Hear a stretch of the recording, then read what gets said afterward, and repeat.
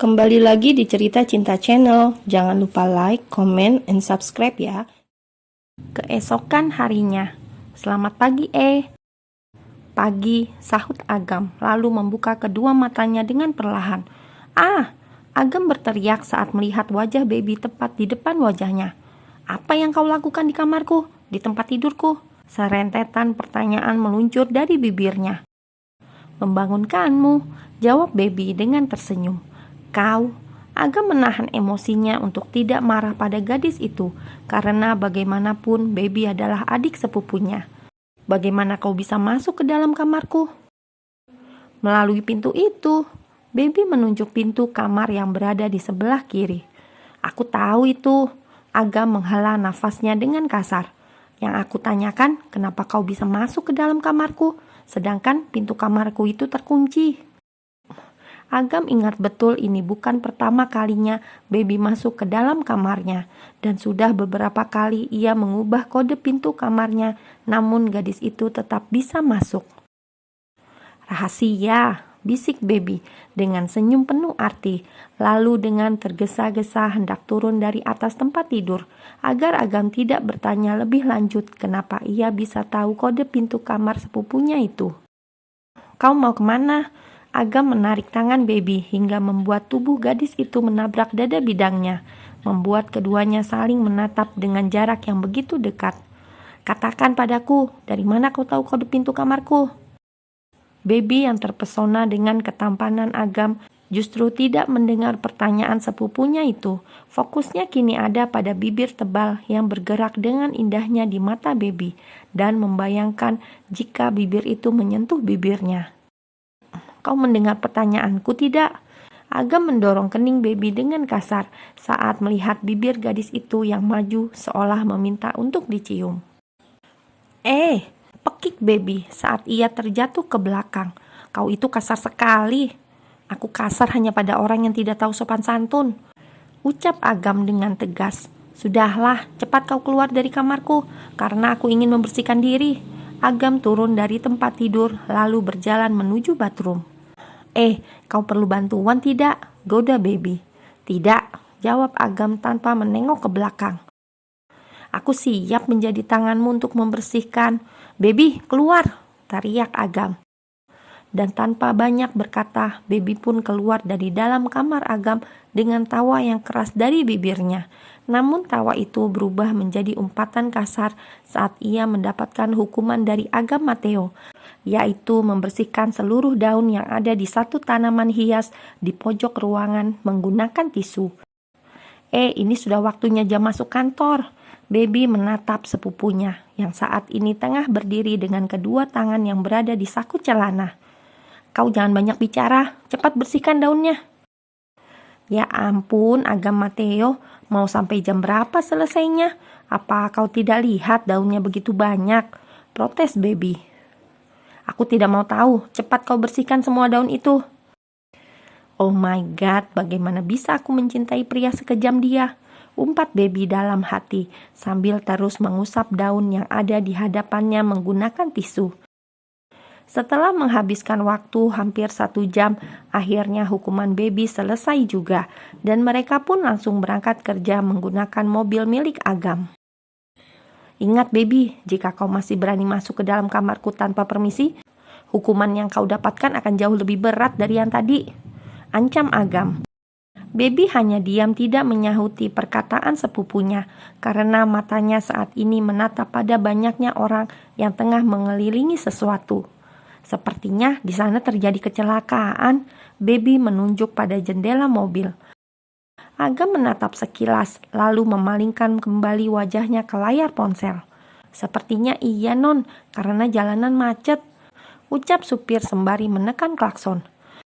Kasihan sekali, lirih baby saat melihat dari jendela mobil korban kecelakaan dibawa oleh ambulan.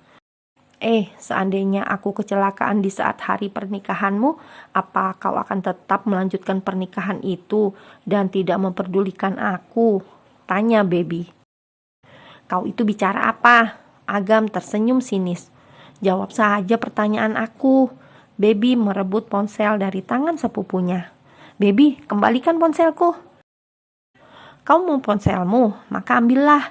Baby menaruh ponsel Agam di saku blazer yang ia pakai tepat di depan dada kirinya. Kau, Agam mengepalkan kedua tangannya dengan erat, karena tidak mungkin ia mengambil ponselnya tanpa menyentuh dada Baby. Ambillah, Baby membusungkan dadanya, lalu tertawa saat melihat wajah Agam yang terlihat sangat kesal. Lupakan, Agam mengalihkan pandangan matanya ke jendela mobil. Melihat Agam yang menyerah untuk mengambil ponselnya membuat Baby tertawa puas, dan di sepanjang perjalanan menuju perusahaan milik keluarga Matteo, Agam diam 1000 bahasa, tidak memperdulikan apa yang diucapkan oleh Baby hingga mereka sampai di ruang kerja. Kau mau apa? Baby terkejut saat sepupunya itu menarik pinggangnya hingga membuat tak ada jarak di antara mereka. Kau yang memaksaku untuk melakukan ini. Agam menatap saku blazer yang dikenakan oleh Baby. Tunggu biar aku yang mengambil ponselmu, ucap Baby dengan raut wajah yang panik, karena sebenarnya ia hanya bercanda dan tidak mungkin Baby membiarkan seseorang menyentuhnya meski itu pria yang sangat dicintainya. Sudah terlambat Baby. Agam menahan tangan Baby yang hendak mengambil ponselnya. Kau jangan gila, aku itu hanya bercanda. Baby ketakutan saat tangan Agam yang satunya mendekati saku blazer yang dikenakannya. Jangan, teriak Baby sembari menutup kedua matanya. Namun ia tak merasakan tangan Agam menyentuh dadanya untuk mengambil ponsel tersebut. Yang ia rasakan justru tubuhnya melayang dan dipanggul bagaikan sekarung beras dengan kepala yang berada di bawah. Kau gila, turunkan aku, ucap Baby saat ia merasa pusing karena tubuhnya diguncang oleh Agam. Prak. Setelah mendengar suara ponsel terjatuh, Agam pun menurunkan Baby. Namun karena gadis itu tidak mau diam, membuatnya kehilangan keseimbangan dan terjatuh bersamaan dengan tubuh Agam yang berada di atas tubuh Baby. Baby? Agam dan Baby yang terkejut langsung menatap seseorang yang tengah berdiri di depan pintu. Cindy, pekik Agam dan Baby bersamaan saat melihat wanita itu berdiri di depan pintu. Dengan cepat, Agam dan Baby berusaha untuk berdiri dengan saling mendorong saat menyadari posisi tubuh mereka yang berhimpitan. Kalian sedang apa? Tanya Cindy dengan wajah yang terkejut. Bagaimana tidak terkejut saat melihat calon suaminya berada di atas tubuh wanita lain. Meskipun wanita itu adalah sepupu calon suaminya, tetap saja ada rasa panas dan curiga di hatinya. Baby, buatkan kami teh, potong Agam. Apa? Baby menatap wajah sepupunya itu dengan rasa tak percaya. Bagaimana bisa Agam menyuruhnya membuat minuman untuk mereka, sedangkan dirinya saja selalu dibuatkan oleh pelayan. Cepat Baby. Tapi aku tidak mau, bisik Baby. Sekarang, geram Agam. Melihat wajah sepupunya yang terlihat marah, Baby pun mau tidak mau keluar dari ruangan untuk membuat teh. Sementara itu, Agam menyuruh Cindy untuk duduk setelah ia mengambil ponselnya yang tadi terjatuh di atas lantai. Ada apa kau kemari? Tanya Agam dengan ekspresi datarnya.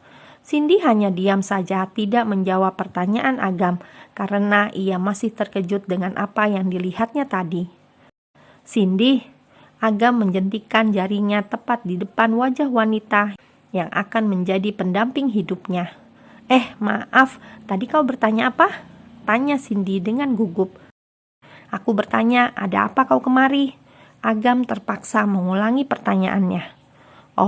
Aku kemari ingin mengajakmu mencari cincin untuk acara pertunangan kita, jawab Cindy. Kau tidak lupa kan? 1 minggu lagi kita akan bertunangan dan 2 bulan berikutnya kita akan menikah. Aku tidak lupa dan kau pun harus ingat, jangan terlalu berharap pada hubungan kita. Karena seperti yang aku katakan tempo hari, aku menyetujui perjodohan ini hanya karena permintaan kedua orang tuaku. Agam teringat saat pertama kali Mom Mini mengatakan akan menjodohkan dirinya dengan Cindy Bernard, putri dari rekan bisnis Dad David sekaligus teman baik dari keluarga Matteo. Agam sendiri tidak terlalu mengenal Cindy saat berusia belasan tahun. Dan untuk pertama kalinya, Agam kembali bertemu dengan Cindy saat mereka akan pergi ke mansion utama. Dan di saat itu juga, ia mengatakan dengan jujur pada Cindy bahwa dirinya menerima perjodohan tersebut karena permintaan kedua orang tuanya. Ya, aku ingat, tapi aku juga mengatakan padamu akan membuat kau jatuh cinta kepadaku, ujar Cindy dengan penuh percaya diri.